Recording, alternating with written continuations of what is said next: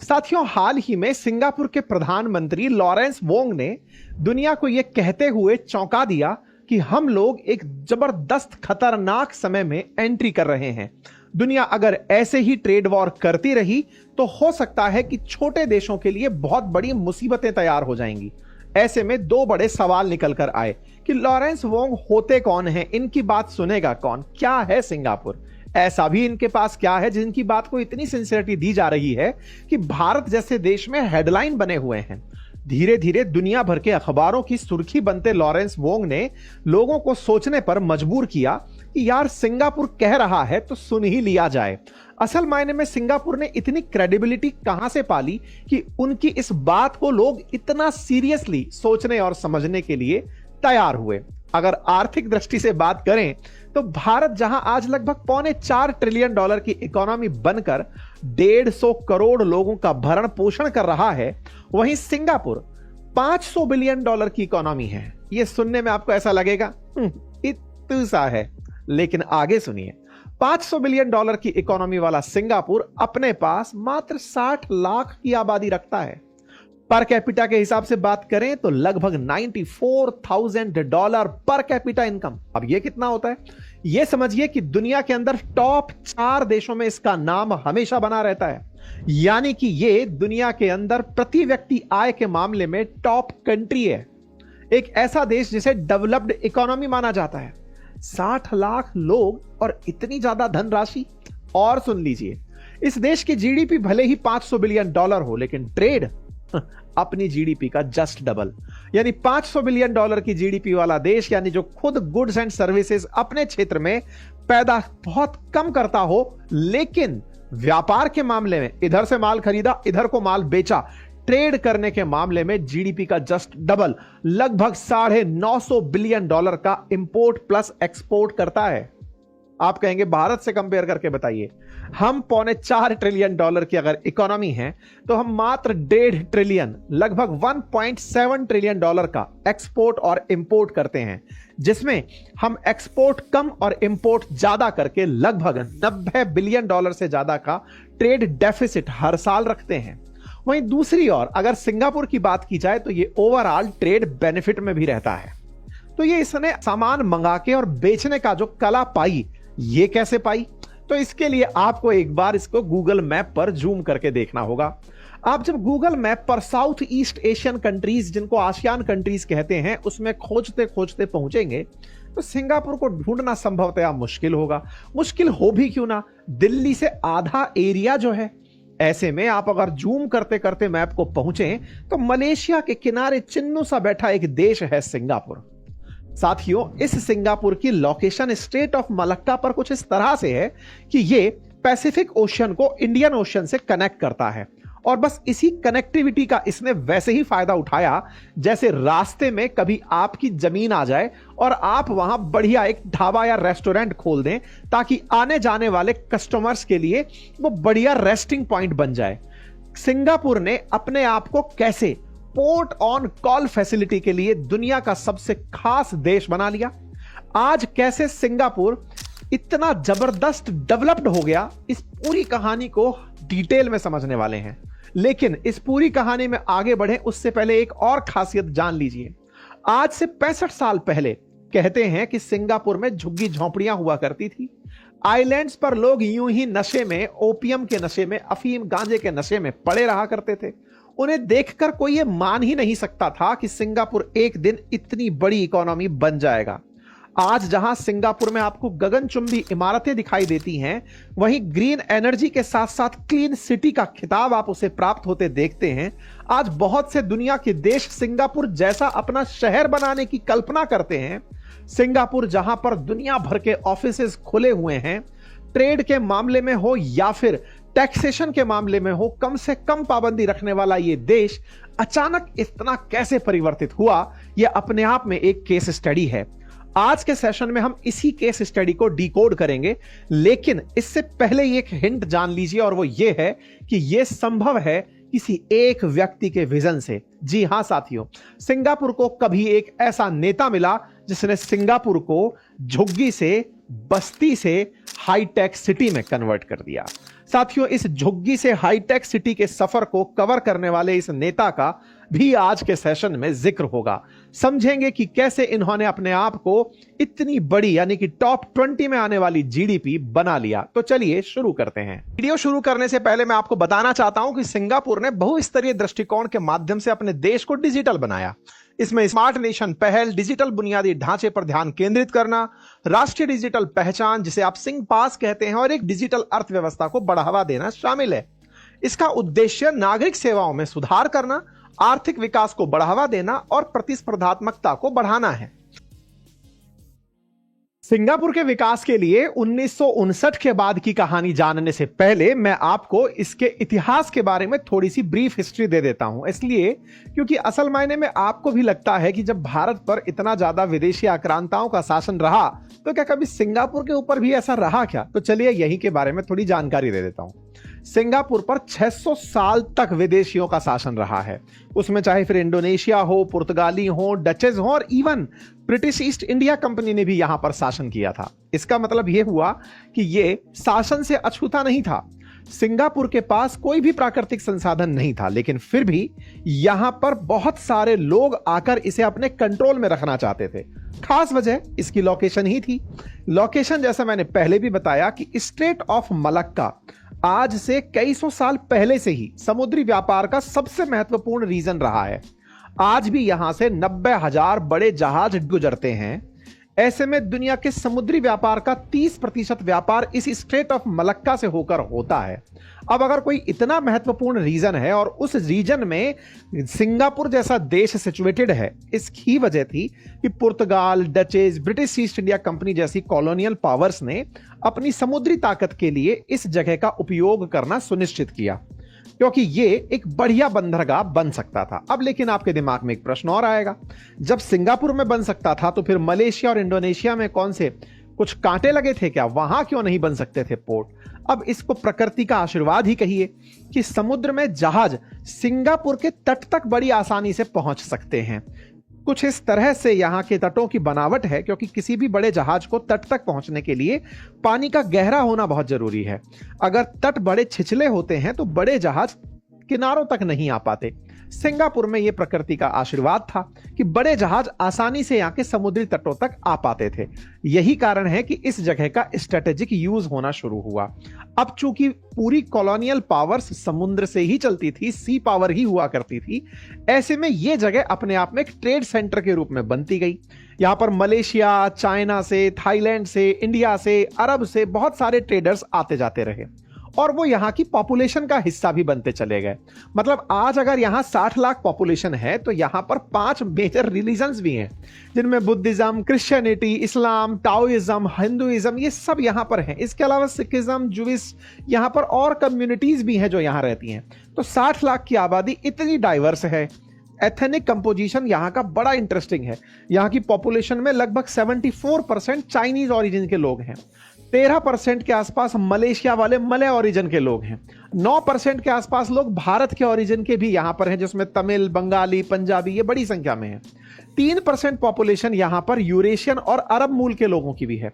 तो पॉपुलेशन की डाइवर्सिटी अपने आप में यहां पर बड़ी है, लेकिन ये डाइवर्सिटी तो प्रॉब्लम भी पैदा करती है। सबसे बड़ी प्रॉब्लम तो यही है कि ये लोग आपस में ही रॉइट्स में उलझ सकते हैं। ऐसे में सिंगापुर का कॉलोनियल पास्ट भी आपको जान ही लेना चाहिए। देखो क्या था कि 15वीं सदी तक सिंगापुर, जिसे तब टेमसेक के नाम से जाना जाता था, मलक्का सल्तनत का हिस्सा होता था। 1511 में पुर्तगाल के शासक हुए अल्फांसो दी अल्बुकर्क। इन्होंने इसे अपने अधिकार में ले लिया। 1641 में सिंगापुर का नियंत्रण पुर्तगाल के शासकों के हाथ से निकलकर डच लोगों के हाथ में चला गया। डच शासन ने सिंगापुर पर लगभग 180 साल तक नियंत्रण किया। इसके बाद 1819 में एक ब्रिटिश ऑफिसर थे सर स्टैमफोर्ड राफेल्स। इन्होंने जौहर सल्तनत से परचेज करके इसे एक फ्री पोर्ट बना दिया। इसका मतलब यह था कि यहां से अगर कोई जहाज गुजरता है तो उसे कोई टैक्स नहीं देना पड़ेगा, जिससे यहां पर ट्रेड तेजी से होने लगे। साल 1824 में सिंगापुर ब्रिटिश कॉलोनी का हिस्सा बन गया और 1830 में इसे बंगाल प्रेसिडेंसी के साथ मिला दिया गया, जो कि भारत के बिहार से लेकर आज के म्यांमार तक फैली हुई थी। अब सिंगापुर में हुए इन शासकीय बदलावों के साथ यहां से होने वाले समुद्री व्यापार भी बहुत तेजी से बढ़े। यह मलक्का रीजन का सबसे महत्वपूर्ण बंदरगाह बन चुका था। यहां पर आने वाले जहाजों के कारण सिंगापुर के कुछ हिस्सों पर ठीक ठाक इकोनॉमी भी बन चुकी थी, लेकिन यह सब ब्रिटिशर्स के हाथों में था।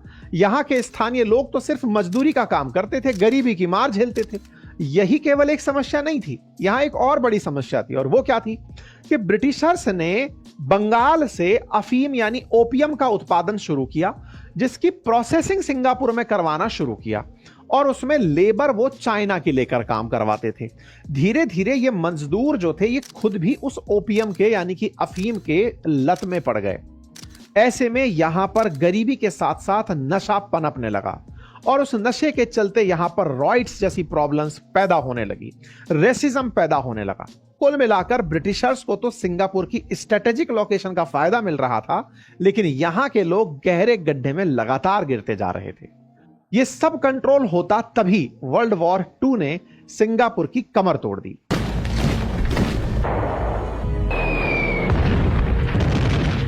हुआ क्या कि ब्रिटेन से दुश्मनी के चलते 1942 में जापान की सेना ने सिंगापुर पर अटैक कर दिया, क्योंकि सिंगापुर ब्रिटिशर्स के साथ था।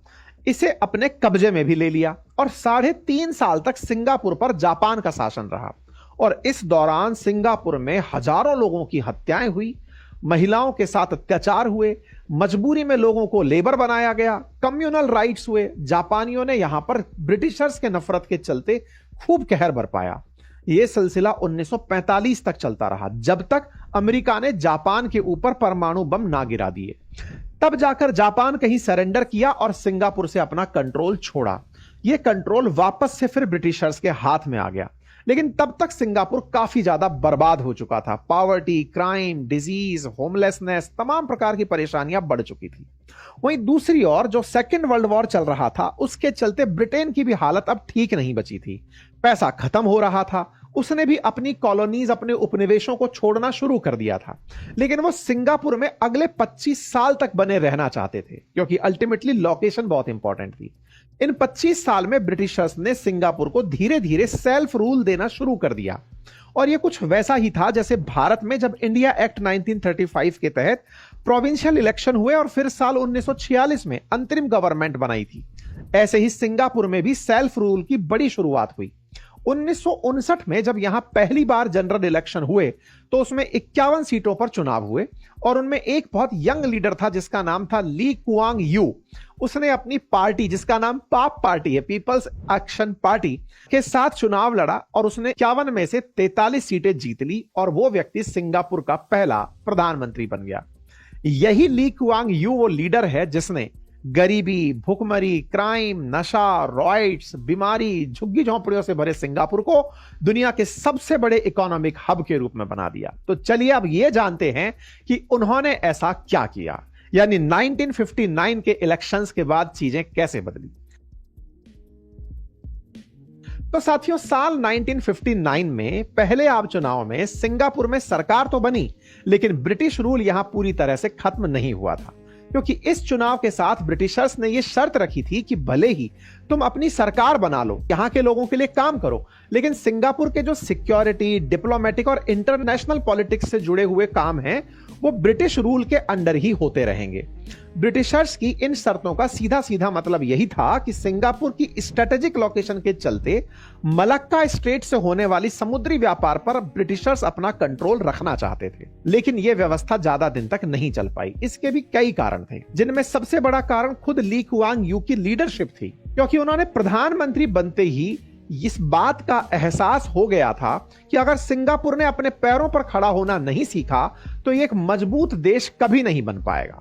उन्हें यह बात भी पता थी कि अगर ब्रिटिशर्स अचानक सिंगापुर छोड़कर चले गए तो सिंगापुर की security, law order, economic stability पूरी तरह चरमरा जाएगी।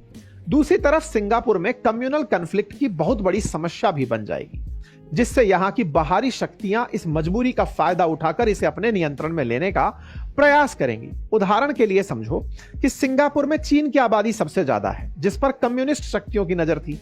सोवियत यूनियन और चाइना चाहते थे कि सिंगापुर में कम्युनिस्ट सरकारें बने।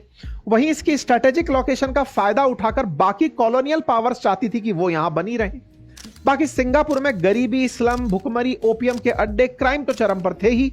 हर हफ्ते कोई ना कोई मजदूर संगठन स्ट्राइक पर चला जाता था, लोग सिर्फ अपनी कम्युनिटी से मतलब रखते थे, पूरा देश जातीय समूहों में बटा हुआ था। इसीलिए ली कुयान यू ने सबसे पहले सिंगापुर को एकजुट करने का फैसला किया, क्योंकि उन्हें यह पता था कि इसके बिना कोई भी पॉलिसी सिंगापुर में सफल नहीं हो सकती। जिसके लिए ली कुयान यू ने सिंगापुर के लोगों को एक national identity the. We are going to have a multiracial nation in Singapore. We will set the example. This is not a Malay nation. This is not a Chinese nation. This is not an Indian nation. Everybody will have his place. Equal. Language, culture, religion. उन्होंने देश के लिए एक national flag और national anthem तैयार करवाया। ली कुयान you ये भी समझ चुके थे कि कम्युनिटी के बीच भेदभाव को खत्म करने की शुरुआत स्कूल से ही शुरू करनी होगी, क्योंकि उस वक्त हर कम्युनिटी ने अपने अपने स्कूल खोले हुए थे। जैसे मलय लोग मलय स्कूल में पढ़ रहे हैं, तो चाइनीज में पढ़ रहे हैं, इंडियन स्कूल में पढ़ रहे हैं। ली ने इन सब का सॉल्यूशन निकालते हुए सरकारी स्कूलों को ज्यादा बेहतर बनाया, जहां पर कम पैसों में हाई क्वालिटी एजुकेशन दी गई। कम पैसों में अच्छी सुविधाओं वाले ऑप्शंस को देखकर धीरे धीरे कम्युनिटी स्कूल से भी बच्चे सरकारी स्कूलों में पढ़ना आना शुरू किए। इन्होंने सरकारी स्कूलों में बच्चों का एडमिशन करवाकर मिनिस्ट्री ऑफ कल्चर के माध्यम से मल्टीलिंगुअल कल्चर के इवेंट आयोजित करवाने शुरू किए, जिससे कम्युनिटीज एक दूसरे के इवेंट में भाग लेने लगी, कल्चर को एक दूसरे के साथ समझने लगी। सिंगापुर की 4 प्रमुख भाषाओं में चाइनीज, मलय, तमिल, इंग्लिश को ऑफिशियल स्टेटस दे दिया। स्कूल लेवल पर जब ये चेंज हुए तो उन्होंने सोसाइटीज बनाने का भी इसी तरह का टारगेट बनाया। स्कूल से शुरू होकर इस टारगेट को वो हाउसिंग डेवलपमेंट बोर्ड तक लेकर गए। इसमें क्या किया कि जो स्लम एरिया थे उनको खत्म करके वहां की जमीन पर बड़े बड़े हाउसिंग यूनिट्स खड़े कर दिए। उन झुग्गी झोंपड़ियों में रहने वाले लोगों को सस्ते मकान दिए। जिनके पास पैसे नहीं थे उन्हें वो किराए पर दे दिए, लीज पर दे दिए। यहां तक कि रिटायरमेंट के बाद मिलने वाला जो सेंट्रल प्रोविडेंट फंड होता है उससे भी लोगों को खरीदने के लिए छूट दी गई कि आप जाओ और घर खरीदो। सिंगापुर की गवर्नमेंट ने इन फ्लैट्स के बंटवारे में भी बड़ा दिमाग लगाया, क्योंकि उनके लिए सबसे बड़ी प्रॉब्लम थी कम्युनल राइट्स का होना। लोग एक दूसरे से नफरत करते हैं, इसे खत्म करना। ध्यान रखते हुए इन्हीं बातों को उन्होंने फ्लैट्स में इस तरह की व्यवस्था की कि सारे कम्युनिटी के लोग उन फ्लैट्स में एक साथ रह सकें, एक दूसरे से घुल मिल सकें, कम्युनल भेदभाव को खत्म करें और धीरे धीरे एक identity that is Singapore citizen के रूप में अपनी पहचान पाएं। उनका यह प्लान पूरी तरह काम कर गया। आज भी सिंगापुर में अलग अलग कम्युनिटी के लोग रहते हैं, लेकिन क्राइम रेट बिल्कुल कम और कम्युनल राइट्स जैसे इंसिडेंट्स तो लगभग ना के बराबर। आखिरी बार 1964 में यहां बड़ी संख्या में कम्युनल राइट्स हुए थे।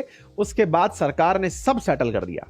गवर्नमेंट पॉलिसियों का ठीक से काम करने के पीछे एक और बड़ा भी रीजन था, और वो था करप्शन फ्री एनवायरनमेंट। जी हां साथियों, बकायदा ली कुआन यू ने सिंगापुर को करप्शन मुक्त करने के लिए प्रिवेंशन ऑफ करप्शन एक्ट 1960 को बहुत सख्ती से लागू किया। लेकिन सिंगापुर के डेवलपमेंट के लिए यह काफी नहीं था, यह बहुत बेसिक इंप्रूवमेंट थी। इसके बाद ली कुयान यू ने बड़े डिसीजंस लेने शुरू किए, जिसमें सबसे बाद था मलेशिया में सिंगापुर को मर्ज कर देना। इसके पीछे एक बहुत बड़ी वजह थी। वजह पहली थी कि ली कुयान यू को सिंगापुर की सुरक्षा को लेकर बहुत चिंता रहती थी, जिसके लिए उन्होंने यह सोचा कि अगर वो मलेशिया का हिस्सा बनते हैं तो वहां की सरकार को अपने टैक्स का एक बड़ा हिस्सा दे देंगे और उनकी आर्मी सिंगापुर को सुरक्षा दे देगी।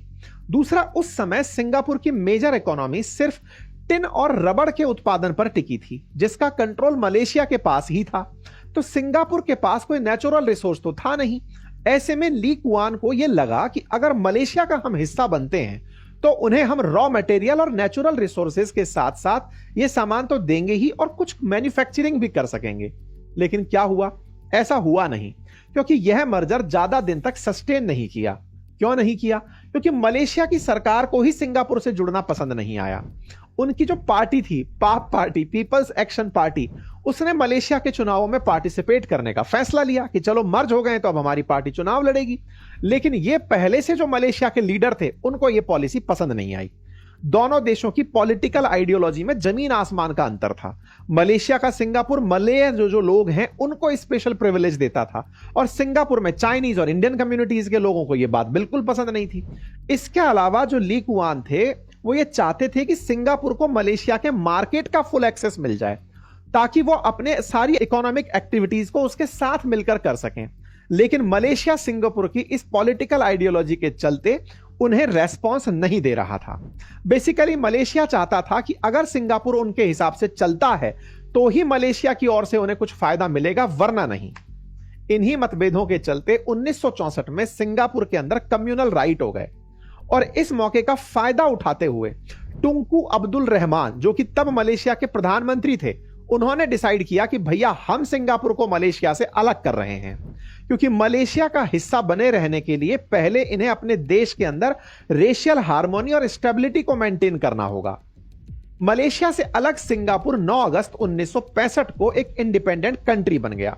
लेकिन मलेशिया के साथ हुए इस असफल प्रयोग के बाद भी ली कुआन यहां नहीं रुके।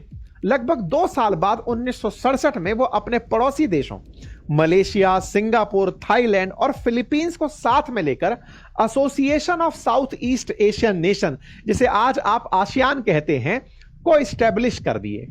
आसियान बनाने का मकसद यही था कि दक्षिण पूर्वी जो एशियाई देश हैं उन्हें एक मंच पर लाया जा सके, एक दूसरे की इकोनॉमी को समर्थन दिया जा सके, ट्रेड को बढ़ावा दिया जा सके और बाहरी ताकत, विशेष रूप से जो कम्युनिस्ट हैं, उनसे अपने आप को बचाया जा सके। इसी वजह से सिंगापुर को इंटरनेशनल ट्रेड में मदद मिली और उसकी आर्थिक तरक्की का रास्ता साफ हुआ। अब एक तरफ तो सिंगापुर के पीएम ली कुआन यू अपनी लीडरशिप से सिंगापुर की तरक्की के नए रास्ते तलाश रहे थे, वहीं ब्रिटिशर्स, जो कि अभी भी सिंगापुर के सिस्टम का हिस्सा थे, वो यहां से जाने की तैयारी कर रहे थे। उसके 2 रीजन थे। पहला, सिंगापुर की सिक्योरिटी अभी भी ब्रिटिशर्स ही कर रहे थे और इसी में अमेरिका इसके ऊपर दबाव डालकर बार बार यही कह रहा था कि देखो बेटा, हमारा और रूस का, यानी सोवियत रूस का चल रहा है कोल्ड वॉर। ऐसे में तुम अगर यूरोप की भी सुरक्षा नहीं कर पाए तो हम युद्ध हार जाएंगे। तो ब्रिटिशर्स, तुम यहां से निकलो और पहले यूरोप की सुरक्षा सुनिश्चित करो, इस देश को इसके हाल पर छोड़ दो। मतलब कोल्ड वॉर चाहे सिंगापुर के लिए आपदा में अवसर बनकर के निकल कर आया, क्योंकि ब्रिटिशर्स को अमेरिका के आदेश पर 1968 में इसे छोड़ना पड़ा। 1971 में ब्रिटिशर्स की पूरी मिलिट्री फोर्स सिंगापुर से पूरी तरह बाहर हो गई। इसके बाद सिंगापुर में ब्रिटिश मिलिट्री की प्रेजेंस कतई नहीं बची। अब सिंगापुर की सारी जिम्मेदारी यहां की सरकार और प्रधानमंत्री ली कुआन यू के ऊपर आ चुकी थी। 1970 का दशक सिंगापुर के डेवलपमेंट का टर्निंग पॉइंट बन गया। 1968 में जो इंडस्ट्रियल और इन्वेस्टमेंट रेवोल्यूशन हुआ, अब उसके बारे में जानिए। साथियों, साल 1968 में सिंगापुर से जब ब्रिटिशर्स छोड़कर जा रहे थे तो ली ने उनसे एक रिक्वेस्ट की कि ब्रिटेन सिंगापुर को कुछ समय की मोहलत दे दे तो वह अपनी इकोनॉमी और सिक्योरिटी को स्टेबल कर लेंगे। ली कुआन यू का पहला फोकस इस बात पे था कि सिंगापुर में इंडस्ट्रियलाइजेशन और फॉरेन इन्वेस्टमेंट को बढ़ावा दे दूं, क्योंकि उनके पास ना तो फार्मिंग की जमीन है और ना ही कोई नेचुरल रिसोर्स जो कि वो खुद कर सकें। ऐसे में इंडस्ट्रियलाइजेशन और फॉरेन इन्वेस्टमेंट को बढ़ावा देने के लिए 1968 में जुरोंग टाउन कॉरपोरेशन की स्थापना की, जिसका मकसद यह था कि मॉडर्न इंडस्ट्रियल जोन बनाया जाएगा जो दुनिया भर की कंपनियों को आकर्षित करेगा। लेकिन सिर्फ एक इंडस्ट्रियल जोन बनाने से कोई इन्वेस्टर अपना पैसा दूसरे देशों में नहीं लगाता। इसके लिए सिंगापुर सरकार ने कई बिजनेस फ्रेंडली पॉलिसीज लागू की। सबसे पहले सरकार ने टैक्स बेनिफिट देने की योजना बनाई। कई इंडस्ट्रीज को पूरी तरह टैक्स फ्री कर दिया, जिससे उन्हें यहां कम खर्च में सेटअप करना आसान हो गया। इतना ही नहीं, कंपनियों को टैक्स हॉलिडे भी दिया गया, यानी शुरुआती कुछ सालों तक उन्हें किसी भी तरह का कॉर्पोरेट टैक्स भी नहीं देना। यानी विदेशी कंपनियों से कहा गया कि भैया आप सिंगापुर में आओ, जब तक आपका बिजनेस ठीक से जम नहीं जाता तब तक तुम्हें टैक्स देने की कोई जरूरत नहीं है। ये बहुत बड़े इनिशिएटिव थे जिन्होंने कम समय में बहुत सारे इंटरनेशनल बिजनेसेस को सिंगापुर में लाने का काम कर दिया। टैक्स में भारी छूट के बाद सिंगापुर में इंडस्ट्रियलाइजेशन और फॉरेन इन्वेस्टमेंट को बढ़ावा दिया गया। यहां के लेबर लॉज ने भी सिंगापुर में लेबर लॉज को काफी फ्लेक्सिबल बनाया। कंपनियों को हायरिंग और फायरिंग में इससे आसानी हुई। वर्किंग आवर्स और सैलरी के लिए रिलेटेड जितनी भी चीजें थी, कंपनियों को उसमें ज्यादा पावर दी गई ताकि वो अपने हिसाब से डिसीजन ले सकें। इतने सरल नियम कर दिए गए कि कोई भी इन्वेस्टर वर्क फोर्स को लेकर परेशान ही ना हो। चीप और स्किल लेबर फोर्स को तैयार करने के लिए सिंगापुर की गवर्नमेंट ने कई ट्रेनिंग सेंटर खोले, लोगों को काम का प्रैक्टिकल नॉलेज दिया ताकि उन्हें इंडस्ट्री की जरूरतों के अकॉर्डिंग तैयार किया जा सके। यहां तक कि सरकार ने बिजनेसेस को ज्यादा ऑटोमेशन और टेक्नोलॉजी अपनाने की भी छूट दी, जिससे इंडस्ट्रीज की भी ग्रोथ हो। इन सभी एफर्ट्स का असर यह हुआ कि America, Japan, Hong Kong, Taiwan, Malaysia, Australia, European countries से कई बड़ी कंपनीज ने सिंगापुर का रुख कर लिया। सिर्फ 2 साल के अंदर यानी 1970 तक 250 से ज्यादा कंपनियां यहां स्थापित हो गई, जिससे 32,000 से ज्यादा जॉब क्रिएट हुई। इसका फायदा सीधा लोकल्स को मिलना शुरू हुआ, क्योंकि बेरोजगारी दर तेजी से कम होने लगी, लोग इंडस्ट्रियल सेक्टर में काम करने लगे। अब सोचो, जहां एक देश अनएम्प्लॉयमेंट की सबसे बड़ी समस्या से ग्रसित था, वहां कुछ ही सालों में ऐसा टर्न अराउंड हुआ कि ना सिर्फ अनएम्प्लॉयमेंट खत्म हो गया, बल्कि हालत यह हो गई कि दूसरे देशों के भी वर्कर्स बुलाने पड़े। 1980 तक सिंगापुर में लगभग 0 अनएम्प्लॉयमेंट हो चुका था। यहां इतना ज्यादा इंडस्ट्रियल और इकोनॉमिक ग्रोथ हुआ कि लोकल वर्कफोर्स कम पड़ा, गवर्नमेंट को मलेशिया, इंडोनेशिया, फिलीपींस जैसे देशों से मजदूर बुलाने पड़े। जूरोंग, जो कभी एक दलदली इलाका था, अब एक हाईटेक इंडस्ट्रियल हब बन चुका था। सिंगापुर की सरकार की इस स्मार्ट प्लानिंग ने देश की इकोनॉमी को एक जबरदस्त बूस्ट दिया। आज सिंगापुर एक ग्लोबल बिजनेस हब बन चुका है। अब बात कुछ और सेक्टर्स की भी कर लेते हैं। सिंगापुर की इस ग्रोथ से ली कुयान यू अभी भी इतने खुश नहीं थे, क्योंकि उन्हें लग रहा था कि मैन्युफैक्चरिंग जैसे सेक्टर से पैसे कमाने के लिए ज्यादा एफर्ट्स की जरूरत होती है। वो चाहते थे कि सिंगापुर उन ऑप्शंस की तरफ भी जाए जिससे कम एफर्ट से ज्यादा पैसे कमाए जा सके, और सिंगापुर इसके लिए 2 चीजों को टारगेट किया। एक था क्रूड ऑयल और दूसरा था मेडिसिन मैन्युफैक्चरिंग। सिंगापुर ने अपनी स्ट्रेटेजिक लोकेशन का फायदा उठाते हुए क्रूड ऑयल को इंपोर्ट करना शुरू किया। इसके लिए रिफाइंड प्रोडक्ट एक्सपोर्ट करने लगा। अमेरिका, ब्रिटेन और यूरोप की बड़ी बड़ी ऑयल कंपनियों ने यहां इन्वेस्ट किया, मॉडर्न रिफाइनरी सेटअप की। इसके साथ ही इसने अपनी ऊर्जा जरूरतों को पूरा करने के लिए खुद को आत्मनिर्भर बना लिया। कुछ साल बाद ही सिंगापुर दुनिया का तीसरा सबसे बड़ा ऑयल रिफाइनिंग हब बन गया, जिससे इसकी इकोनॉमी को एक नई दिशा मिली। बात मेडिसिन की हो तो मेडिसिन के मैन्युफैक्चरिंग में भी सिंगापुर ने बहुत सी महंगी और हाई डिमांड ड्रग्स के साथ वैक्सीन भी तैयार करना शुरू किया। आज सिंगापुर का फार्मा सेक्टर कितना बड़ा है, इसका अंदाजा आप यूं लगा सकते हैं कि साल 2025 के लिए इसका मार्केट रेवेन्यू 181 करोड़ अमेरिकी डॉलर होने की बात कही गई। मतलब ली कुयान यू की लीडरशिप में सिंगापुर में हुए इंडस्ट्रियल एक्सपेंशन ने यहां manufacturing, electronics, textile, ship building, tourism जैसे इंडस्ट्रीज में इतनी तेजी से जॉब क्रिएट की कि हर स्किल्ड और सेमी स्किल्ड वर्कर के लिए अपॉर्चुनिटी खुल गई। ऊपर से फॉरेन कंपनीज की भी भारी इन्वेस्टमेंट आई, जिससे नए प्लांट्स और फैक्ट्रीज खुले, हजारों वैकेंसीज क्रिएट हुई। इसका सीधा असर इकोनॉमी पे दिखा। 1970 में सिंगापुर की जीडीपी तेजी से बढ़त पे पहुंच गई। सिंगापुर ने खुद को एक टूरिस्ट, ट्रांसपोर्ट और ग्लोबल बिजनेस हब के रूप में एस्टेब्लिश किया। Marine base Sentosa islands, Singapore flyer, universal studios जैसे वर्ल्ड क्लास अट्रैक्शन बनाए गए। चांगी एयरपोर्ट दुनिया का सबसे बेहतरीन एयरपोर्ट बनाया गया, और मास रैपिड ट्रांसपोर्ट सिस्टम से शहर में ट्रैवल बहुत इजी कर दिया गया। सिंगापुर की तस्वीर कुछ ऐसी है कि यह वर्ल्ड टॉप क्लीनेस्ट, सेफेस्ट और रिचेस्ट कंट्रीज में आता है। यहां का पब्लिक ट्रांसपोर्ट सिस्टम दुनिया में सबसे एफिशिएंट माना जाता है। हेल्थ केयर बेस्ट और अफोर्डेबल है। एजुकेशन सिस्टम इतना टॉप क्लास है कि दुनिया में कई देशों से इसे कॉपी करने की कोशिश की गई है। सिंगापुर की जीडीपी पर कैपिटा आज $1,00,000 से भी ज्यादा की है परचेजिंग पावर में, जो इसे एशिया का नंबर 1 और दुनिया का दूसरा रिचेस्ट कंट्री परचेजिंग पावर के आधार पर बनाती है। यहां हर 6 में से 1 आदमी करोड़पति है और करप्शन 0। कंक्लूजन की तरफ बढ़ते हैं। सिंगापुर के इस ट्रांसफॉर्मेशन को कई बार मैजिक का नाम दे दिया जाता है, लेकिन ऐसा नहीं है। यह सही लीडरशिप, स्मार्ट पॉलिसीज और फ्यूचरिस्टिक विजन का नतीजा है। जब एक देश अपने स्ट्रेंथ को पहचानकर सही डायरेक्शन में काम करता है, तो वो दुनिया के सबसे बड़े देशों को भी पीछे छोड़ सकता है। यही वजह थी कि 1970 के बाद सिंगापुर सिर्फ साउथ ईस्ट एशिया का नहीं, बल्कि पूरी दुनिया का एक इकोनॉमिक पावर हाउस बन चुका है। लेकिन इसकी इस डेवलपमेंट में कुछ ऐसे फैक्टर्स भी थे जो इसके लिए काफी कुछ आसान बनाने में उपयोगी रहे। उसमें सबसे इंपॉर्टेंट इसकी लोकेशन, और दूसरा ली कुयान यू का मीडिया पर पूरा कंट्रोल, जिससे उन्होंने अपने कंट्रोवर्शियल डिसीजंस को क्रिटिसाइज होने से बचाया, लोगों को सरकार के खिलाफ होने से रोका, वहां कोई दूसरा पॉलिटिकल ऑप्शन पनपने ही नहीं दिया। इसका इंपैक्ट यह हुआ कि 1959 से लेकर अब तक सिंगापुर में ली कुयान यू की पीपल्स एक्शन पार्टी ही सरकार चला रही है। 1990 तक तो खुद ली कुयान यू पीएम ही बने रहे, फिर 2004 से 24 तक उनके बेटे पीएम रहे। अभी सिंगापुर के चौथे पीएम का टर्म चल रहा है। अब इस वन पार्टी रूल का फायदा यह हुआ कि इन्हें अपनी पॉलिसीज को बढ़िया से एग्जीक्यूट करने के लिए पूरा टाइम मिला। इन्वेस्टर्स का भरोसा हुआ कि यहां सरकार स्टेबल रहेगी तो इन्वेस्ट किया जा सकता है। यही सेम चीज चीन के साथ भी रिपीट होती है। इन फैक्टर्स के अलावा एक और चीज यहां देखने को मिलती है और वो है सिंगापुर की पॉपुलेशन। साथियों, 30-40 साल में 50 लाख की पॉपुलेशन को गरीबी से बाहर निकालना, उनके लिए एम्प्लॉयमेंट जनरेट करना बहुत आसान काम है। Compare to 30 crore to 60 crore लोगों को गरीबी लोखा से बाहर निकालना और उनके लिए रोजगार उत्पन्न करना। यही कारण है कि जो बड़ी आबादी वाले देश सिंगापुर की नकल करते हैं वो ना तो कभी सिंगापुर की तरह इतने कम समय में सफल हुए और ना ही होंगे।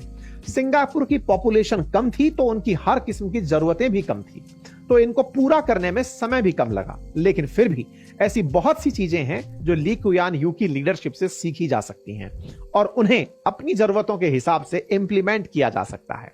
तो साथियों, ये थी कहानी सिंगापुर की। आपका क्या सोचना है इस टॉपिक के ऊपर कमेंट बॉक्स में मुझे जरूर बताएं।